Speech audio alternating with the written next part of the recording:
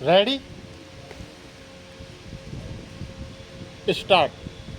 भाइयों और बहनों, मतलब यह है कि अगर संसार को सहनशील बनाना है तो सभी लोगों को दुनिया भर में हिंदी भाषा का प्रचार और प्रसार करना चाहिए। ज़्यादातर व्यापार के लिए कच्चा माल तो किसान ही पैदा करता है, फिर किसान के लिए कृषि अनुसंधान के खर्च में दुनिया भर में कटौती क्यों की जा रही है? कटौती करनी है तो बहुत से और क्षेत्र भी हैं।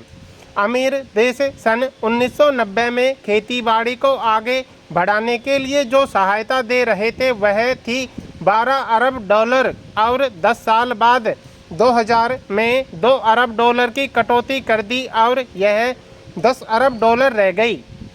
तो पूरी दुनिया को खेती बाड़ी से जोड़ने की ज़रूरत है, तभी ये दुनिया आपस में लड़ना मरना बंद करेगी।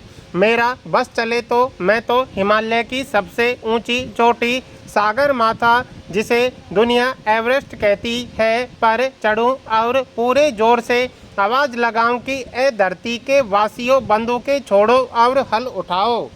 नहीं तो आप ही सोचो कि 20 साल बाद 2020 में जब दुनिया की आबादी 8 अरब हो जाएगी तो सबको खिलाने लायक खाद्यान्न कैसे उपलब्ध होगा। उस समय चीन को भी बाहर से गेहूं मंगाना पड़ेगा।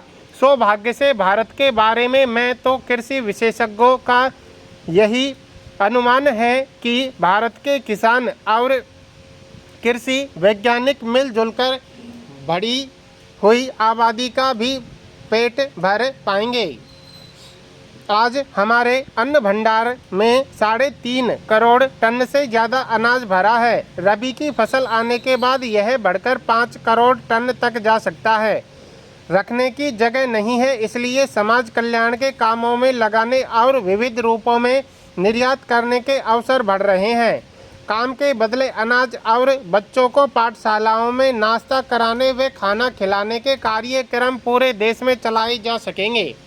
यह एक तरह से दूसरी कृषि क्रांति का ही नतीजा है कि हम 101 करोड़ से ज़्यादा आबादी को अपने खेतों में उपजाई फसल से ही खाद्यान्न उपलब्ध करा रहे हैं। खाने वाले तेल की कुछ वर्ष पहले कमी हुई थी। हम पुरजोर कोशिश की।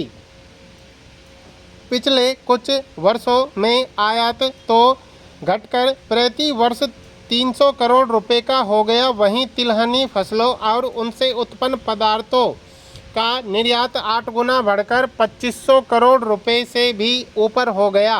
यह सब फल है किसानों, वैज्ञानिकों एवं प्रसार कार्यकर्ताओं के अथक प्रयास का। इस प्रगति से में आज कृषि वैज्ञानिकों का योगदान किसी से छुपा नहीं है, इसे सारी दुनिया मानती है।